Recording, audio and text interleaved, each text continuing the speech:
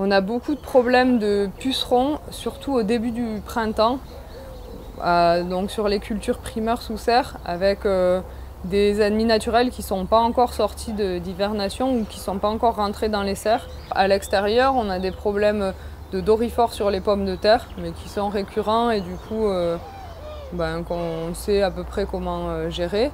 Et ensuite, on a des problèmes potentiels qu'on n'a pas eu parce qu'on utilise des filets anti-insectes, mais sur poireaux, carottes, navets, on met toutes ces cultures-là sous filet pour éviter les attaques de mouches.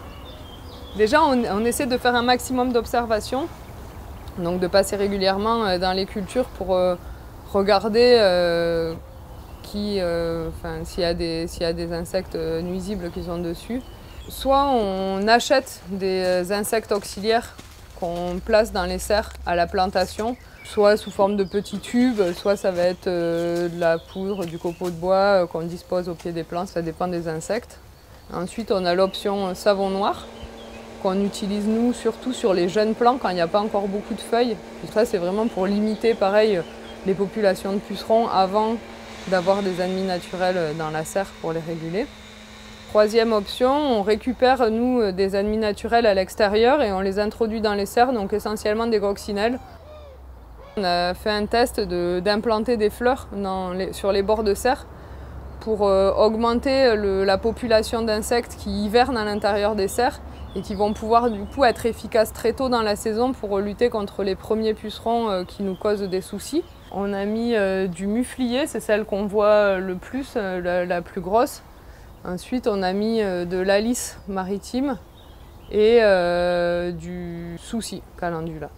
Et l'idée avec ces plantes-là, c'est d'attirer les adultes de certaines familles d'insectes, notamment parasitoïdes et cirphes. Donc là, les adultes se nourrissent de fleurs, ils vont venir butiner ici et après pondre sur les colonies de pucerons, et c'est les larves qui vont réguler les populations de pucerons. On n'a toujours pas trouvé de solution miracle qui marche à chaque fois. Pour les fleurs, on n'a pas 3 ans de recul puisqu'on les a implantées que l'année dernière, donc c'est la première année où on a vraiment des fleurs depuis le début de saison. On n'a pas trouvé une différence notoire avec les serres où il n'y en a pas sur la régulation des pucerons au début de la saison. Par contre, on a l'impression qu'il y a plus de pollinisateurs, donc ça c'est intéressant. Ensuite, on arrive mieux maintenant à anticiper les attaques des différents ravageurs parce que c'est quand même souvent les mêmes qui reviennent.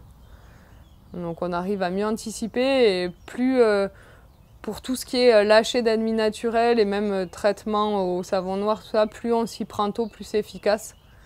Donc plus on observe, plus on arrive à mettre en place quelque chose précocement et plus ça marche.